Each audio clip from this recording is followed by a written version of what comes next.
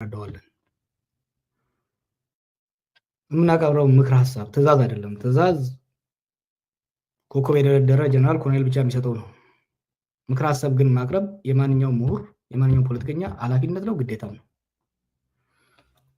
የአንድ ሀገር መከላከያ ዋና ስራው የሀገርን ዳር ድንበር የሀገርን ብሔራዊ ጥቅም ማስጠበቅ ነው።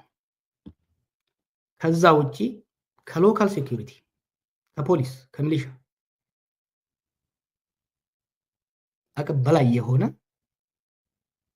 የጸጥታ ችግር በሀገር ውስጥ ሲፈጸም በአጭር ጊዜ ቁጥጥር ስር ለማዋል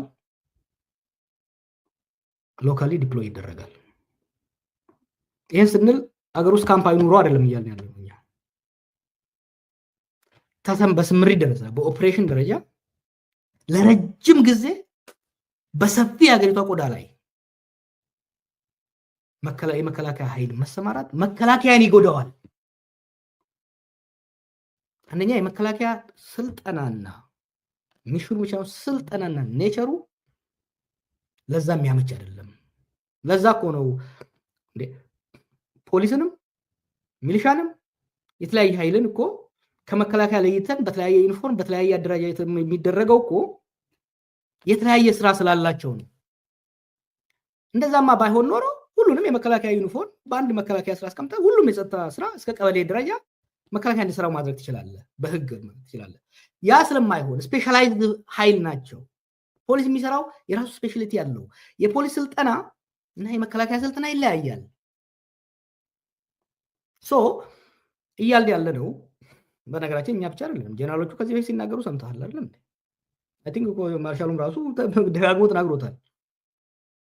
መከላከያ ፖሊስ አይደለም፣ ሚሊሻ አይደለም፣ በየቀበሌው መዞር የለበትም እያሉ ያሉት እኮ እነሱ ናቸው። እነዚያ ራይት እነሱ ሲናገሩ ትክክል፣ እኛ ስናገረው ስህተት የሚሆንበት ምንም ምክንያት የለም።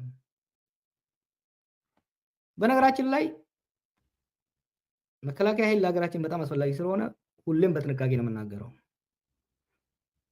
የሀገራችን የመከላከያ ኃይል አመራሮችም ሲናገሩ እየተጠነቀቁ መሄድ አለባቸው። ሀገራችን ብቻ ሳይሆን መከላከያ ኃይሉም ፍራጃይል ሆኗል። በሀገሪቷ ላይ በብዙ ቦታ የመከላከያን ስራ ቅድም እንዳልኩ በአንድ ወረዳ በአንድ ዞን በአንድ ክልል ከአቅም በላይ የሆነ ኃይል ሲመጣ ችግር ሲፈጠር መከላከያ ሄዶ መቆጣጠር ያለ ነገር ነው።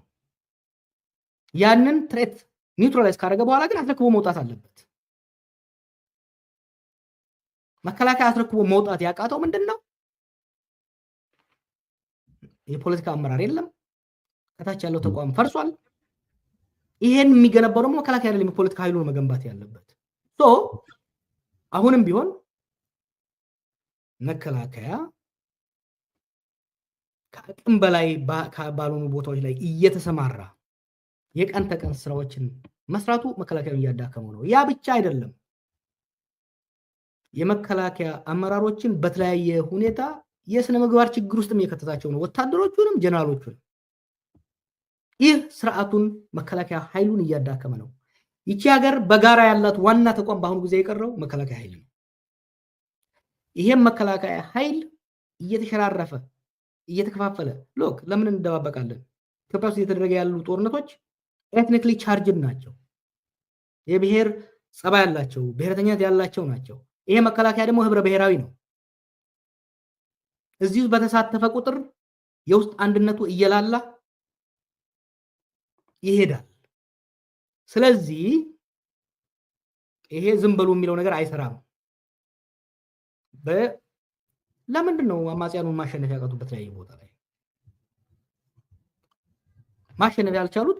ችግሩ የጸጥታ ችግር ሳይሆን ፕራይመሪሊ የፖለቲካ ችግር ስለሆነ ነው። ይሄንን እኮ በደንብ የመከላከያ አመራር እኮ በደንብ ይረዳዋል። ኦኬ እኛም ማዳመጥ አይፈልግ፣ እኛ ጠላት ነን እንበል። ማርሻሉ የራሱን ጀነራሎች ማዳመጥ መቻል አለበት። የራሱን ጀነራል አንድ መቶ አለቃ ምንም ማያውቅ ከሚለው ይልቅ የራሱን ጀነራሎች የሚሉትን ማዳመጥ አለበት። በእያንዳንዱ የመከላከያ ስብሰባ ላይ ይሄ ሀሳብ እየተነሳ ነው ያለው። እኛም ማዳመጥ ካልፈለገ he need to listen to his own staff። በጣም ጥሩ። የዚህኛውን ጉዳይ እዚሁ እናቆየውና እስቲ ሰሞኑን ደግሞ ከአዳዲስ ክስተቶች ያው እያንዳንዱ ነገሮች የተያያዙ ናቸው። ቅድምም እንዳልኩት ስለ አብይ አዳዲስ እውነቶች ከግራም ከቀኝም እየወጡ ነው ያሉትና አንድ ላይ ነው የምጠይቅ ሰብሰብ አድርጌ። አንደኛው አቶ ታዬ ደንዳ ያንን ቃለ ምልልስ ካደረገ በኋላ አሁን እስር ቤት ነው ያለው። ከዛ በኋላም እና አቶ ገዱም በሌላ መልኩ ሰሞኑን አንዳንድ አዳዲስ ጉዳዮች ስለ አብይ ነው ዞሮ ዞሮ የሚያወሩ ስለ አብይ ነው። ስለ አብይ አመራር፣ ስለ ሚኒስትሩ የሚወጣው ስለ አብይ ስለነገራቸው፣ ለህዝብ ስላለው እይታ፣ ስለ ሀገር አስተዳደር፣ ስለ ፍልስፍናው፣ ስለ አወሳሰን፣ ስለ ውሳኔ አሰጣጥና ወዘተረፈ ነው እየሰጡ ያሉትና በዋናነት አብይ ላይ ያነጣጠረ ነው። እነኝን እውነቶች አንተ እንዴት ነው የምታያቸው የሚለውን ነው አንድ ላይ ሲገጣጠም እንዴት ነው የምታያቸው? አንደኛ ሚስጥሩ አይደሉም። በነገራችን ላይ በግለሰብ ደረጃ በጣም አንዳንዶች ናቸው። አብዛኞቹ ታዬ ያላቸው ነገሮች አንዴ የተባሉ አይደሉም። ለአንድ ሰው፣ ለአንድ ወገን፣ ለአንድ ቦታ ብቻ የተባሉ አይደሉም። ገዱም የተናገራቸው አንድ ቦታ ብቻ የተባሉ አይደሉም። አብይ እንዴት አስዩም ያደርጋል መሰለህ? በግለሰባዊ ደረጃ ያደርግ ነበር። አሁን በእኔና በሌሎች ሰዎች ግን መካከል፣ በራሱ ሚኒስትሮች መካከል እንዲህ አይነት ነገር ያደርጋል። ሰዎች የሚነጋገሩ አይመስለውም። ኦፍኮርስ በእኛ ፖለቲካ ባህልም ብዙ የመነጋገር ባህል የለም እና ለምሳሌ እኔን አግኝቶኝ እኔ እናንተ የምንቀራረብ ከሆነ እኔን አግኝቶኝ ስለ አንተ የሆነ ነገር ይልና አንተ ስትመጣ ደግሞ ሌላ ነገር ይላል እና እነዚህ ስለ ብሔር፣ ስለ ሃይማኖት፣ ስለ ቡድኖች የሚናገራቸው ነገሮች ብዙ ሰዎችን ሰብስቦ የሚናገራቸው ነገሮች ናቸው። እነዚህ እኮ አሁን ሾክ የሆነው ታዬ ስለተናገረው ነገር ብዙ ሾክ የሆነው ሰፊው ህዝብ ነው እንጂ ኦርደሪ ሰው ነው እንጂ በተለይ በብልጽግናዎች ውስጥ these are open secrets። ትናንት አንዳንዶችን የራሱ ማቃቸው ነካክቼ ነበር። ለምንድን ነው ምን ለማትረፍ ነው ታዲያ በሰፊው ህዝብ መካከል ላይ የሚናገረው? የምስጥሩ ለአንድ እንዳልከው አንድ ነገር ነው፣ ግን ሰብስበ ብዙ ሰዎችን ሰብስበ ካድሬዎቹን ሰብስበ የሚናገርበት ምን ለማትረፍ ነው? ለምሳሌ ሎጂክ እኮ ብዬ ነው አይደለ? ኢትስ ሎጂካል ቶታሊ ምን ለማትረፍ there is logic in madness ነው there is method even in madness አይደለ የሚባለው? you see በሀገራችን ውስጥ በህዝባችን መካከል ፍራክቸሮች አሉ አይደል? ክፍፍሎች አሉ። እነኚህ ክፍፍሎች ነው ሽብልቅ እየከተተ የሚያሰፋው እሱ። ምሳሌ ኦሮሞዎችን ከሰበሰበ ስለ ኦሮሞ ጥሩ ጥሩ ነው ይናገራል። ይሄን ላደርግላችሁ ነው፣ ይሄን ላደርግላችሁ ነው ይላል። ስለ አማሮች ደግሞ ክፉ ይናገራል። አማሮቹን ሲሰበስብ ደግሞ ይሄን ነገር ለእናንተ ነው የማደርገው። ትናንት ጽፌዋለሁ። ለምሳሌ አሁን ለምሳሌ ዶክተር ዳኛቸው የተናገረውን አይተሃል አይደል? ሸገር ከተማን ያቋቋም ነው የኦሮሞን ፖለቲካ ከአዲስ አበባ ፈንቅለን ለማውጣት ነው። ኦሮሞዎቹን ሰብስቦ ግን የነገራቸው አዲስ አበባ የአማራ ዶሚናንስ ስላለባት እንዳትሰፋ እንደ ዶነት ልንከባት ነው እና ኢሬሌቨንት ልናረጋት ነው በሂደት ነው ያለው። ኢሬሌቨንት ልናረጋት ነው። ነው ሲክሬት እኮ ህዝብ እኮ ሰብስቦ የሚናገሩት ነገር ነው። ዳት ወርክ yes it works እኮ። ለምን ህዝቡ ከማዶ ወዲህ ማዶ ቁጭ ብሎ ይተማማል፣ ይናደዳል እንጂ የዲሞክራሲ ምህዳሩም ስለሌለ የፖለቲካል ዲስኮርስ የዲቤት ሆሪዞንታል ዲቤት የለም። አየህ በኢህአዴግ ጊዜም ቢሆን አንድ ያደረጉት ምንድነው? ፌደራሊዝም ፈጠሩ። ግን እያንዳንዱ ፌደራል ዩኒት እያንዳንዱ ብሔር ከማከሉ ጋር ነው እንጂ ግንኙነት ያለው የጎንዮሽ ሆሪዞንታል ኢንተራክሽን፣ ኮኦፐሬሽን፣ ኮምፒቲሽን የለም። ካለም ደግሞ ሴንትራሊ ማኔጅድ ነው የሚሆነው። አንድ ነገር ከዚህ በፊት እኮ ነግሬሃለሁ። ለምሳሌ የኦሮሞና አማራ ሊቀን ድርድር ንግግር ነበረ 2000 ሌንጮ እና የአማራ መማክርት ማህበር ምናምን ሲያካሂዱ የነበረው ትዝ ይላል። ያንን ያስቆመው አብይ ነው። ከዛ በኋላ ከእስር ቤት ከወጣ በኋላ እንደገና ጀመር ነው የነሱ ሰዎች አሉ። አክቹአሊ በሚኒስትሪ ኦፍ ፒስ ስር አቶ ብናልፍ አሁን ዲሲ ያለው ያውቀዋል። ሌሎች ድርጅቶችም አሉ። መጀመሪያ አይፊ ተባለ። ቀጥታ ለሱ ተነግሮት ነው ፍቃድ ከሱ ተወስዶ እንዲህ አይቻልም ብሎ ስላሰበ ይሄ እንግዲህ ፋኖ ትጥቅ ሳያነሳ ነው ባይዘው ገና ሬቶሪኩን እያለ ሲመጣ እነ ክርስቲያን እነ ምናምን ተሳትፏል ወይ ሊታሰቡ ፕላን የተያዘ ነበሩ? አንድ እና ሁለት ስብሰባ ተካሂዶ ስብሰባው ኮንስትራክቲቭ መሆኑ ሲታይ የሶስተኛው ስብሰባ ላይ መሰለኝ የብልጽግና ሰዎች በሙሉ እንዲቀሩ ተደረገ። በዛው ገደሉት ማለት ነው። ሂ ዳዝንት ዋንት ግለሰቦችም እንዲነጋገሩ ቡድኖችም እንዲነጋገሩ አይፈልግም። ሂሬት ሪፍት ሰሞኑን ወልቃይት እና ዌስተርን ትግራይ ላይ እየተጫወተ ያለውን ጌም ብታየው ታስዋት ሂዳዝ ይሰራል፣ ግን ሸልፍ ላይፉ አጭር ነው እንዲህ አይነት ነገር። ምክንያቱም ፈረንጆች እንደሚሉት አንዳንድ ሰዎችን አንድ ባንድ ለረጅም ጊዜ ልትሸውዳቸው ትችላለህ። ሁሉን ሰው ደግሞ ሁሌ ልትሸውደው ትችላለህ እንዴ? አትችልም። አሁን በጣም ፍርስትሬት ያደረጋቸው ስለታየ ንግግር በጣም ፍርስትሬት ያደረጋቸው ለምን እንደሆነ ታውቃለህ? ቢኮዝ ይቺን ካርድ አበላሸበት። ብዙ ሰው ለምን መሰለህ የማይናገረው? ይሄ እኮ ታየ የተናገረው ነገር ሚስጥር አይደለም። በነገራችን ላይ ሰዎች ታየ ሚስጥር አወጣ ይላሉ። ስኖት ሚስጥር እኮ ለታየ ይሄኛውን እንየው እንዳውም እንዳልከው። ስለዚህ ሚስጥር ካልሆነ ይሄኛው ጀዋር ይሄ ታየ የተናገረው ማለት ሀቅ ነው ሙሉ በሙሉ ታምንበታለህ? ለምሳሌ ይሄኛውን ነው እንግዲህ አንዱ ምስጢር አይደለም ምስጢር ወጣ የሚባለው ትልቁ ቦምብሼል ይሄ ነው የሚያስደነግጠው። እና አንተ ሙሉ በሙሉ እንደወረደ ትቀበለዋለህ። አማራን ላጠፋ ነው ህዝብን እንደዚህ ኮሌክቲቭሊ ያጠፋው ነው ብሎ የተናገረውን ማለት ስለምቀርበው ከአብይ ጋር ኢንተራክሽን ስለነበረ በግልህም ሰውየው እንዲህ ይናገራል ብለህ ታስባለህ ወይ? ባህሪውን ስለምታውቀው ሞገስ፣ ይሄ እኮ ምስጢር አይደለም። ይሄን ያልሰማ የኦሮሞ ሊግ እኮ የለም እንዴ? ሰው ተፋፍሮ ተፈራርቶ ዝም አለ እንጂ he says this to everybody. ምን ነበር ለአማራ ሊቃን ሲል የነበረው 2019 አካባቢ? ታላቋን ኢትዮጵያ ለመልሳት ነው። እነኚህ ብሔረተኞች እነኚህ ዘረኞች ላጠፋቸው ነው። ተመልሶ ግን እኛ ጋር በብላት እየሸወድኳቸው ነው። ታገሱኝ። ሎክ ታየ ያለውን ነገር የብልጽግና በተለይ ኦሮሞ የሆነ የብልጽግና አመራር ኦሮሞ የቢዝነስ ኤሊት ያልሰማ የለም። አንዳንዱ ሎክ 100 200 300 ሰው ባለበት ስለሚናገር ሚስጥርም አይመስልህም እና ወጥተህም አትናገርም። ምክንያቱም በአንተ ሰርክል ነው የምትናገረው። አንዳንዱ ወጥቶ የመናገር እንትኑም የለም። ሌላው ይፈራል፣ ሌላው ያፍራል። አሁን እኮ ብሶ ሲመጣ ገፍቶ ሲመጣ ነው እንጂ ብዙዎቻችን መናገር የጀመርነው ለሀገር ለህዝባችን ለኦሮሞ ህዝብ ያለው አደጋ ይታየ ሲመጣ ነው እንጂ እኮ መናገር የጀመርነው አሁን እኮ አይደለም። ይሄን ማለት የጀመረው ሞገስ ይወሰን እንትን 2018 እኔ ከስር ከወጣ በኋላ አላገኘሁትም፣ ግን ሙቹዋል ፍሬንድስ ሲያገኙት ነበር። ለምሳሌ አሁን ሰሞኑን የሚነዳውን ይሄ የሰሜንና የደቡብ ነገር ለፈረንጆች ሁሉ እኮ ይነግራል።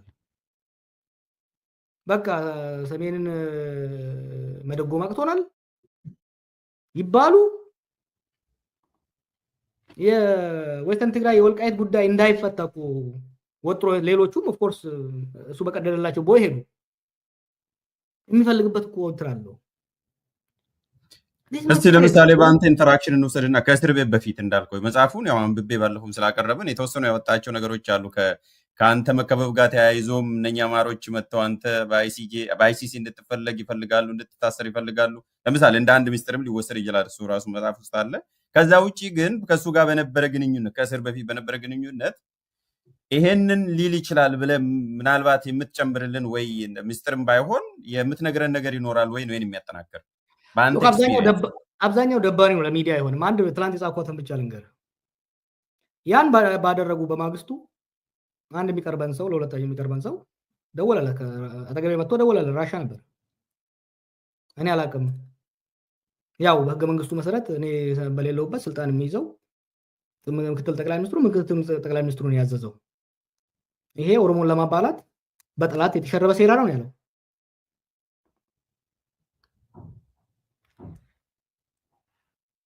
የዚህ ትርጉም ከባድ ነው እንዴ? it was very clear። ይሄ ብቻ እኮ አይደለም numerous cases ይሄ እንትን ዝም ብሎ እንትን ማድረግ ስለማልፈልግ እኔ ብቻ አይደለም አክቹዋሊ ብዙ ሰው መናገር የማይፈልገው ለዚህ ነው እንጂ ግልጽ እኮ ነው። በብዙ ደግሞ እኮ ሴንሰርድ በሆነ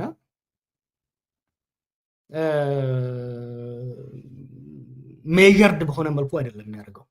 ምን ያስፊም ያደርጋል መሰለ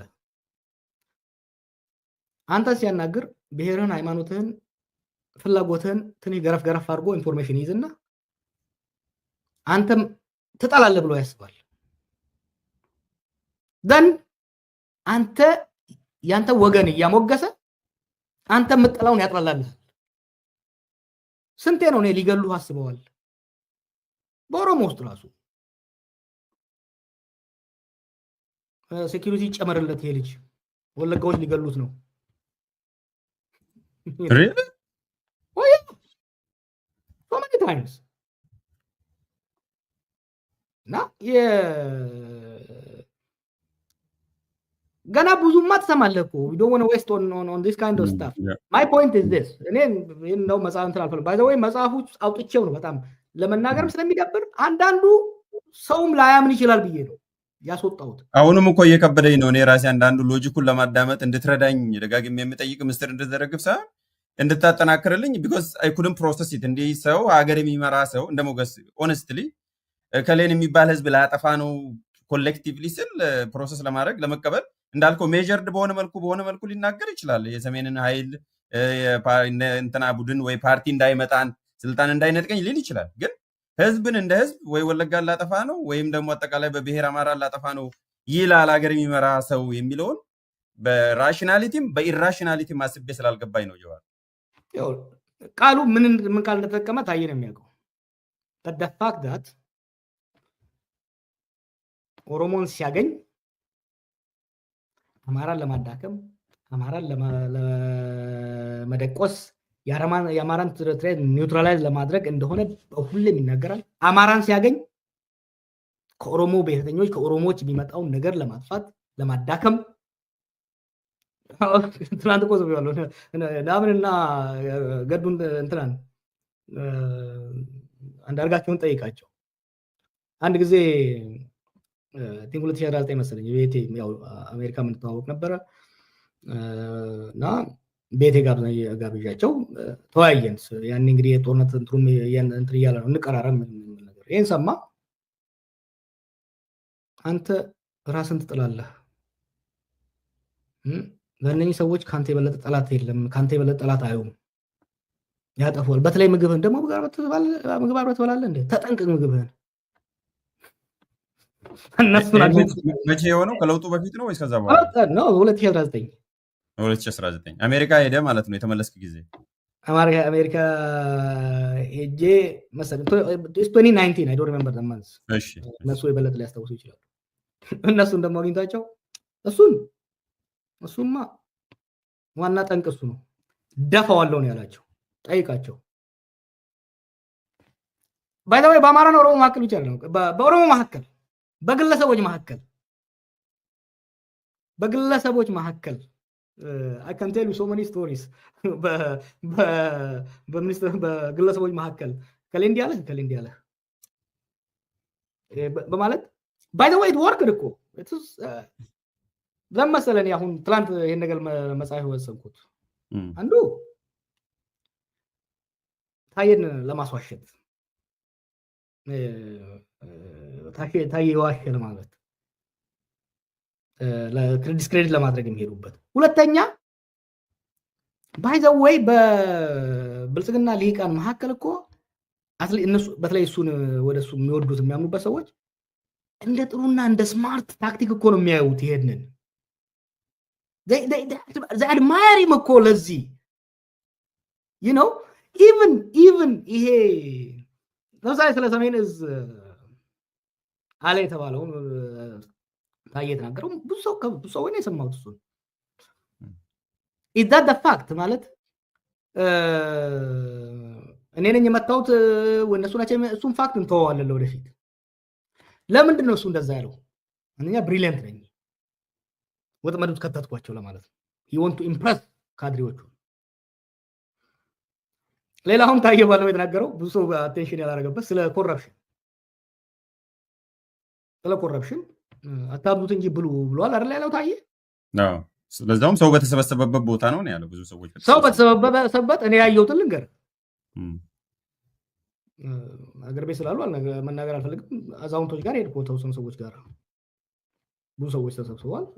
ቁጭ ብለን እያዳመጥን 3-5 ዓመት ወረዳ ከተማ አስተዳድሮ አንድ ሰው ቤት ካልሰራ መኪና ከሌለው ምኑን ሰራሁት ይላል።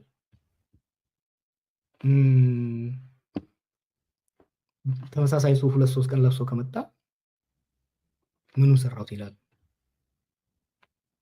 ከዛ በኋላ ወር ሾክድ ምን ማለት ነው ይሄ? this license for corruption ነው። እናንተ ትግል ምንድን ነው? ሰው ራሱ ሳይለወጥ እንዴት ሀገር ይለውጣል? ይሄ ነገር ነው ዶክመንት ነው። አሁን በዳይናማት የቤተሰብ ብልጽግና የሚባል ነገር አለ። አላው ኢትዮጵያ ውስጥ ኮረፕሽን ነበረ? አዎ ነበር ድሮ። ኦፊሻሊ ሳንክሽን እንዲሆነ ይሄ ደግሞ ዝም ብሎ ከሜዳ የመጣ ነገር አይደለም። የአብይ ቶት ፕሮሰስ ብልጽግና ከራስ ይጀምራል የሚለው ኮንሰፕት ራስን ሀብታም አድርገህ ራስህ ስልጣን ይዘህ ከዛ በኋላ ነው ሀገር የምትረዳው የሚለው ነገር ከዛ የሚመነጭ አመለካከት ነው። እነዚህ ነገሮች አሁን ይሄን እንኳን እኮ የሚከራከሩ ሰዎች ስላሉ ነው ሞገስ። ይሄን ራሱ እንዴ እንደዚህማ አይልም ነው።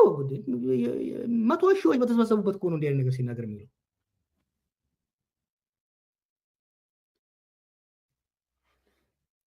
ነው እኔም ራሱ ከከብዶኝ ነው የተወሰነ ነገሮችን ደጋግሜ የጠየቅኩት። ባይዘው ግን ከሙስና ጋር ተያይዞ አቶ ታዬ ደንዳን የዛሬ አንድ ዓመት ተኩል በፊት ከመታሰሩ በፊት ጠይቄው ያልተላለፈ ቃለ ምልልስ አለ አንድ አጭር። ከዛ ላይ ባለፈው እንደውም አንድ አጭር ክሊፕ አንድ ደቂቃ ያስተላለፍኩት ጠቅላይ ሚኒስትሩ እዚህ ሁሉ ክራይሲስ ውስጥ በተለይ ሙስና ውስጥ አለ ወይ ብለህ ታምናለህ ወይ ብዬ ጠይቄው ድሮ እሱ እንደሌለበት ነበር የማምነው።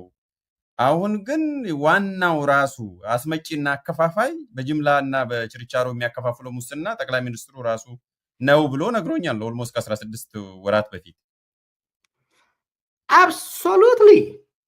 ይሄ እኮ ደግሞ እኮ ደፍሮ ግለሰብ ሌቦች ሊኖሩ ይችላሉ። በተቋም ደረጃ የለም ሙስና ማዝበለው ዘረፋ ከጠቅላይ ሚኒስትሩ ነው የሚመነጨው፣ ከሀሳቡ ነው የሚመነጨው። we were there እኮ by the way back there እኮ we never took him serious። አንዱ ምናልባት ኢትዮጵያ ሊቃን ሊተቹ የሚገባቸው የሚናገረው ነገር በጣም አውትላንዲሽ ከመሆኑ የተነሳ ቀልዱን ነው ሲሪየስ አይደለም ስንል ነበር። እሱ ነው አሁን ረታ ወርዶ ስራ እና ታዬ ዋና አከፋፋዩ አብይ ነው ላለው there's no question about it። እንዴ አሁን እኮ እያንዳንዱ ሪጂናል ፕሬዝዳንቶች ወይም የዞናል ፕሬዝዳንቶች ቤዚካሊ የሙስና ተወካዮች ናቸው። ለምሳሌ ትልልቆች ካምፓኒዎች አሁን ኢትዮጵያ ውስጥ ድሮ ህወሓትን የምንተቸው በኤፈርት ነበር አይደል? ኤፈርት እኮ በኦቪድ ተተክቷል። አሁን ኦቪድ ያላንድ ጨረታ ያላንድ ዶክመንቴሽን ማአት ፕሮጀክቶችን የሪል ስቴት ማለት ነው። ይሄ የሪል ስቴት ካምፓኒ ሪል ስቴት ብቻ አይደለም፣ ብዙ ነገሮች ተሳትፈዋል። ኦኬ ማዳበሪያ ኢምፖርትና ኤክስፖርት ተቋማዊ ኮረፕሽን አብይ የማያውቀው ኮረፕሽን ኢትዮጵያ ውስጥ የለም ካለ እነዚህ ለምሳሌ ለፐብሊክ ለኦዲት በግልጽ ያርጋቸው። ኦዲት ማን ነው ኦውን የሚያደርገው? ማን የዛሬ 7 ዓመት ያልነበረ ፕራክቲካሊ ምንም እንደሌለ ካምፓኒ ኦል ኦፍ ሰደን ሜጋ ፕሮጀክቶችን የሚሰራው እሱ ያለ ጨረታ ብዙዎቹን መደርደር ይቻላል። እና ያ ብቻ አይደለም እንግዲህ ከሜጋ ኮረፕሽን ውስጥ ማይክሮ ድረስ ደግሞ እስከ ቀበሌ ድረስ ሰራህም እኮ ድሮ እኮ ጉቦ ነበር አይደለም? ስለዚህ ላይ መጽሐፍ ላይ ጉቦ ምናምን የሚል ነገር ነበር። ፍራውንድ አፖን እንደ በህፍረት የታፈረን ታቡ ነገር ነበር አይደለም? እንደ ጉቦ ሙስና ስሙም ጉቦ ነበር። አሁን ስሙም ተቀይሯል። አሁን እኮ አልሰራህም ወይ እኮ ነው። ድሮ እጅ መንሻ ነበር የሚባለው ድሮ። አሁን እኮ ይሄንን ብፈጽምልህ አንተ የምታገኘው ትርፍ ይሄን ነው። ስለዚህ ለእኔ 40% 30% ስጠኝ መስጠት አለብህ እኮ ነው። እምቢ ካልክ አያዋጣኝም ይላል። አያዋጣኝም ብሎ አታገኝም ላይሰንስ። የኢትዮጵያ ነጋዴ እኮ እያለበት ያለውን ዘረፋ ስማ፣ የሐኪሞቹን እስቶ ጥያቄ አንስተው እነዛን ነጋዴዎች አምጥቶ እንደዛ ሲሰድባቸው ሲዘልፋቸው እንዴት እንዳሳዝኑ ታውቃለህ? ሎክ ይሄ ኦፊሻሊ ፕሮጀክቶች ምናምን የጫካ ገበታ ለሀገር የሚለው ላይ ባንክ ይታያል። አንድም በፍላጎቱ ሰጥ አንድም ሰው የለም። ባንክ ይታያል። ገቢዎች ናቸው የሚደውሉልህ። ገቢዎች ይደውሉልህና ይወስኑብሃል። ምን ያህል ልክ ግብር እንደሚወስን ሰው ምን ያህል ዶኔት እንድታደርግ ይወስኑብሃል። ለፓርቲው፣ ለነዚህ የአብይ ብልጭልጭ ፕሮጀክቶች፣ ለጦርነት ይወሰንብሃል። ትከፍላለህ። ከዛ ምን ትባላለህ መሰለህ? አይዞ በመሬት ትካካሳለህ ትባላለህ። በመሬት ትካካሳለህ። እዛ መሬት ትሄዳለህ። መሬት ትሄድና እዛ ይሄ መሬት ይሰጥሃል። ሲሸጥ 200 ሚሊዮን ያወጣል። ከዚህ ላይ ለፓርቲው 30 ግጭ ትባላለህ። ከዛ ላስፈጻሚው በተለያዩ ደረጃ ቤዚካሊ 200 ሚሊዮን የሚያወጣ መሬት ከሰጠ 100 ሚሊዮን ትከፍላለህ። this is something I know intimately ጓደኞቼ ማቃቸው ሰዎች የተበሉበት መኪና ኢምፖርት ለተወሰኑ ሰዎች ፍቃድ ይሰጣል። ፐርሚት ነው የሚባለው። ፐርሚት ይሰጣል። ልክ እነሱ ካስገቡ ይዘጋል። ሌላው ላይ እነዛ ሼር ነው የሚሰሩት ማለት ነው። እያንዳንዱ ነጋዴ ዛሬ ኢትዮጵያ ውስጥ ከመንግስት ባለስልጣናት ጋር ኦፊሻሊ እና ሰሚ ኦፊሻሊ ኢን ፓርትነርሺፕ ካልሰራ ቢዝነስ ውስጥ የለም፣ ይወጣል። ገራሚ ሀገር። ከዛ ይወርድልህና ደግሞ ትልልቆቹ ከሻኛ ቆርጦ ይበሉብሃል። ነጋዴ ስትባል ደግሞ ታች ገቢ ሰብሳቢ የሊቀመንበሩ የቀበሌው ይመጣና ፎቅ ላይ መስመር ያስቀምጥና ሊፈርስ ነው ይልሃል። ኮሪደር ልማት ገባ ብሎ በቃ እንትን ያደርግልሃል። አንተ የምትፈልገው ቦታ ላይ ለሱ ትቦጭቃለህ። ነጋዴው እኮ ቆርቁዞ ጥሎ ወጥቷል አብዛኛው። ይሄ ሰርቫይቭ ማድረግ ያለበት ብቻ ነው እንጂ ደህና ትንሽ የያዘው ሄዷል። ሌላ ደግሞ ሰሞኑን የሰማሁት ኢንፎርሜሽን ባንክረፕት ስለሆነ መንግስት በአሁኑ ወቅት ምን አድርገዋል? ከ1 ቢሊዮን በላይ ተንቀሳቃሽ ካፒታል ያላቸውን በሙሉ አቆመውባቸዋል። በተለያየ ደረጃ ይሄንንማ ሌላ ጊዜ ፕሮግራም እንያዝና ከነ ኤቪደንስ ወሳይሻለሁ። ምን ያደርጋሉ መሰለህ? ብር ቤት ውስጥ አሁን እንዳውም ጆክ አለ። ኢትዮጵያ ውስጥ ያለ ሀብት 500 ሚሊዮን ከደረሰ ቶሎ መውጣት አለበት ከዛ ብር። ከዛ በኋላ የሚበላ ይበዛል። ልክ ብር ሰፋ ሲያደርግ አቃቢ ህግ ማገጃ ያመጣብሃል፣ ወረዳ ማገጃ ያመጣብሃል። ማገጃው ሲታገድ ሄደህ ትከፍላለህ፣ ይፈታልሃል። ከፍሏል ይላል። ሌላው ደግሞ ከላይ ያግድብሃል። የኢትዮጵያ ነጋዴ እኮ ያለበትን ኑሮ ነው የሐኪሞቹንና የመምህራኑን እኮ የምንጮኸው በልተው ማድረስ ስላልቻሉ። ኢንተርምስ ኦፍ ፌርነስ፣ ስለ ጃስቲስ፣ ስለ ፍትህ የምንናገር ከሆነ የኢትዮጵያ ነጋዴ ባለፈው 7 ዓመት ያለበትን ገሃነም አንድ ቀን ያዝልኝ ፕሮግራም እና እንጋብዛቸዋለን። ድምጻቸውን ቀይረን መረጃ የመጣ ማአት መረጃ አለና ኢትዮጵያ እኮ አሁን ኢትስ ማፊያ ስቴት እኮ ነው የፈጠረው አብይ። ማፊያ አይን ያወጣ የዘረፋ ስቴት ነው የፈጠረው። በዚህ ላይ እንደ ስቴት ደግሞ ቂም የሚይዝ ወደፊት እንመጣበታል። ስቴት ቂም አይዝም። አሞርፎሳይዝ አድርገውት ስቴት እንደ ግለሰብ ቂም የሚይዝበትና የሚበቀልበት ስቴት ነው የተፈጠረው። ደግሞ ስቴት ቢኮዝ ዘ ስቴት ሃዝ ቢን ፐርሰናላይዝድ እኮ ስቴቱ አምባገነን እኮ የኖርንበት ነው አይደለም እንዴ? ዲሞክራሲ ሆነ እና ድሮ ከገደለ ስቴቱን የሚገልህ ከዘረፈ ስቴቱን የሚዘርፍህ ይወርስሃል አይደለም? the state has never been really fair to Ethiopian citizens. ስቴቱ ግን የግለሰቦች መዝረፊያ፣ የግለሰቦች ቂም መወጫጫ፣ ፐርሰናላይዝድ ኢትዮጵያ እንደ ኢትዮጵያ የአብይ የግል ንብረት ሆነች። ከዛ ደግሞ እሱ ሰብ ኮንትራት የሚያደርጋቸው አሉ። በክልል ደረጃ በከተማ ደረጃ አዲስ አበባ የአዳነች ፕሮፐርቲ ነች። ኦሮሚያ የሽመልስ፣ አማራ ላይ ያለው ማነው? እሱ ያ የሱ። አሁን አይታል አንድ ደቡብ ነው ማዕከላዊ ኢትዮጵያ ላይ የነበረ ፌደራል ፖሊስ የነበረው ሰው የሚናገረው አክቲቪስት እና ውድም የሚለው ማለት ነው። ትልቁ ችግራችን አክቲቪስት ነው እንገላገል የሚለው አስረን pay attention the way they are talking እነኚህ የክልል ፕሬዝዳንቶች የዞን ሰዎች they are not talking እንደ መንግስት ባለስልጣን እንደ መንግስት ኃላፊ አይደለም የሚናገሩት። ክልሉ ከዚህ በፊት ብዬ አልነበረም ኢትዮጵያን ሱቅ በደረቴ ያረጋታል አልኩ።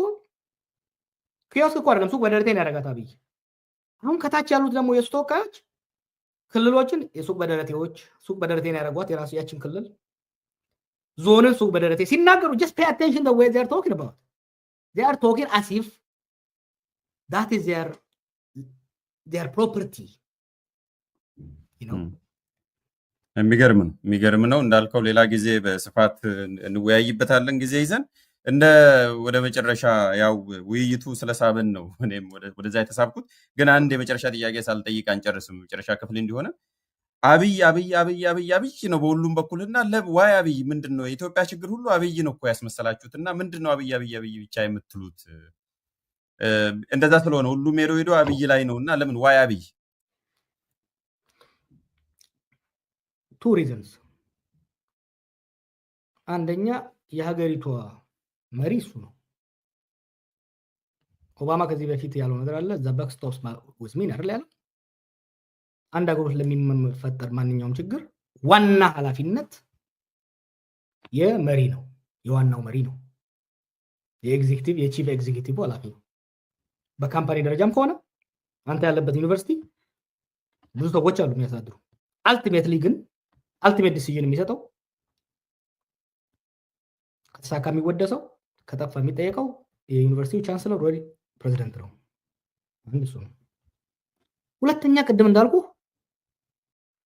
አብይ ስቴቱን ፐርሰናላይዝ አደረገው፣ የግል አደረገው። ተመልከታውን አሁን ሰሞኑን የተደረጉ ስብሰባዎችን ያደረገበት ሁኔታ ከጎኑ አንድ ሰው አይታል ቁጭ ብሎ የሚናገር። ጤና ሚኒስትሯ ከጎኑ አልነበረችም። ትምህርት ሚኒስቴሩ ከጎኑ አልነበረም።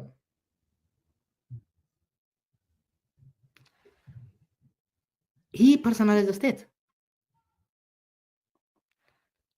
ማይክሮ ማኔጅ ነው የሚያደርገው። ችግሮች በሙሉ ስብስባቸው እሱ ጋር የሚሄዱት ኢንስቲትዩሽናል ብቻ ሳይሆን እሱ ከሚረዳው ፖለቲክስ አንጻር። ስለዚህ የኢትዮጵያን ችግር ስትናገር the biggest elephant in the room ታውኖ ሰው እያለ ያለው how ኦኬ። ለምሳሌ በጤና ጉዳይ ጤና ሚኒስትሯን ምክትሏን ነበራል ስንወቅስ የነበረው አንድ ሰሞን where are they? ስማቸውን ሰምታል? ባለፈው አንድ ወር ስማቸው የለም። አንዷን ብቻ ሚኒስትሯን ብቻ ፎቶዋን ብቻ አይተናል። ከጤና ባለሙያዎቹ ጋር ፊት ለፊት ተቀምጣ መልስ ሰጥ ስለ ቫይረስም ስለ ባክቴሪያም ስለ በሙሉ he was the one talking about it. so የሀገሪቷን ችግር በሙሉ እኔ ነኝ የምፈታው ካለ ያ ማለት የሀገሪቷ ችግር በሙሉ መንስኤስ ነው ማለት ነው። so ምን ይደረግ? ሰርጂካል ሪሙቫልም ስላልክ ነው ከዛ አንፃርም ነው ያነሳሁት። ስለዚህ በቀጣይ ምን እንጠብቅ? አንተ አክቲቪስት ብቻ ሆነ ነው የምትቀጥለው? አንድ ላይ ያይዘውና አክቲቪስት ሆነ ነው የምትቀጥለው በዚህ መልኩ? አሁን በቃ አክቲቪስትን የሆኑት መሬት ላይ ምንም የሚያመጡት ለውጥ የለም፣ በየጊዜው የሚሞክሩትንም እኛ መሬት ላይ ህዝቡን ይዘናል እናከሽፋለን። ስለዚህ ዶንት ቴክ ዘም ሲሪየስሊ አክቲቪስት ናቸው፣ ስለዚህ አዲስ የሚመጣ ለውጥ ነገርም አይኖርም የሚል ነገር አለ። አንተም ትሰማለህ? አንተስ እስከ መቼ ድረስ ነው አክቲቪስት ሆነ የምትቀጥለው? ምንድን ነው አንተ ምን እንጠብቅ? ምን ስትራቴጂ ሳለ የሚል ነው የመጨረሻ ጥያቄ። እንደው የቅድሙንም አያይዘው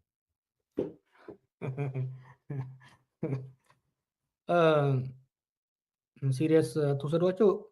እሱ ለምን ሲሪየስ ወሰደን? ሲሪየስ ወስዶ ስለኛ ፔሮል፣ ስለኛ ሀቢት በዘወይ በዝግ ስብሰባዎች ስለኛ ያመጋገብ ስልት ያላወራው ነገር የለም። why did he take us serious?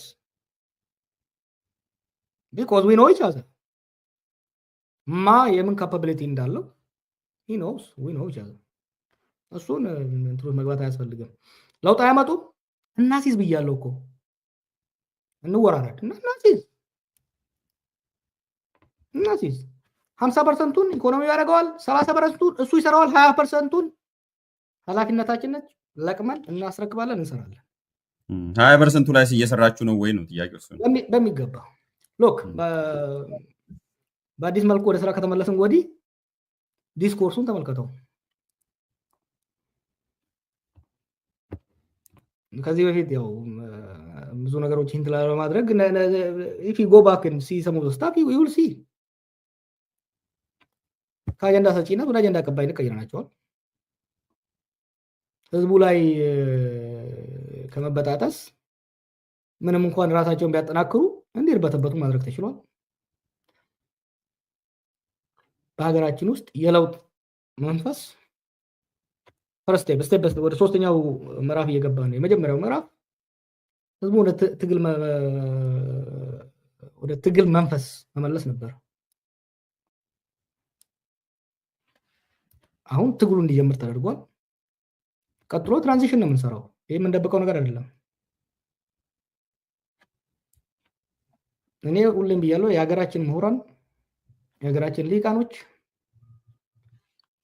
ለውጥ እየመጣ ነው። ኢትስ ካሚንግ። እሱ ችግር ውርርዱን ጨርሰዋለን። እሱ ጨበጣ አይሆንም ወይ ነው ጀዋር? ጨበጣ እንዳይሆን ውርርዱ እጅ ከምን ሲባል እየበሰለ is there something you are cooking የሚል እኮ ነው። yes you are cooking very well and now you are smelling it and you are seeing some of the result እኮ ትራንዚሽን ላይ እየሰራን ነው። ከዚህ በፊት በሀገራችን ደጋግሞታል እኮ አይታል። ባለፈው የሆነ ቦታ ላይ እሱም እኮ ኦልሬዲ እኮ አብይ ፖስት አብይን ዲስከስ እያደረገ ነው። እኔም ቢያወርዱ ራሱ ምንም ማድረግ አይችሉም። ራሱ እሱ መውረዱን ተቀብሎታል። yes 1974 ሚስ ያደረግነው ኦፖርቹኒቲ አለ፣ 1991 ሚስ ያደረግነው ኦፖርቹኒቲ አለ፣ 2018 ሚስ ያደረግነው ኦፖርቹኒቲ አለ። የሚቀጥለው ሚስ እንዳናደርግ ሁለት ነገር፣ አንድ ስቴቱ ከአብይ እንዲተርፍ ማድረግ መቻል አለብን። ሁለት በቅድሚያ የተስማማንበት ፍኖተ ካርታ እንዲኖር ማድረግ አለብን። እየሰራንበት ነው። we're working on it። ሪዛልቱን ደግሞ እናይበታለን። ይሄ ስንል ግን ዝም ብሎ ሁሉን ብቻ ያገለለ ምናምን ነገር አይደለም። we will not repeat the mistakes we made in the past። ይሄንን they know it, we know it። change is coming። ያን እኔ አሁን የሚያሳስበኝ ነው so much ብትተው ራሱ ይጨርሰዋል አብይ ይሄንን ራሱ ችግር የለውም። እሱ አሁን ዳጋ ጋራ ከዳገት የተነሳ ድንጋይ ነው፣ ምንም ልታደርገው አትችልም። አሁን አሉ አንዳንድ የሱ ደጋፊዎች እንደዚህ በገዝቷቸው እንትን የሚሉ አብይን ዛሬ ማትረፍ የሚችለው አንደኛ በቢሊዮን ዶላሮች፣ ይሄ ወልባክ ምናምን የሰጠው ሳይሆን በቢሊዮን 10 ቢሊዮን 20 ቢሊዮን ዶላር ኢንጀክት የሚያደርግለት ከመጣ፣ ሁለተኛ አይምሮን ማስተካከል የሚችል ሰው ከመጣ አብይን ሊያተርፈው ይችላል። ከዛ ውጪ ተቃዋሚን በመሳደብ ምናምን የሚደረገው this is not going to help him because this is not a contest for nationalism, this is not a contest for populism, this is a contest for bread. so እሱ አይደለም ትልቁ ነገር መሆን ያለበት። ከአብይ በኋላ የምትኖረው ኢትዮጵያ አንደኛ ከአብይ በኋላ ኢትዮጵያ እንድትኖር ስቴቱ ኮንቲኒቲው ማረጋገጥ አለብን። ስቴት መኖር አለባት፣ እሱ ማረጋገጥ አለብን። እሱን ማድረግ ያለብን የእሱ አወዳደቅ ይወስናል። በማግስቱ የሚመጣው ነገር ወሳኝ ነው። ቀጥሎ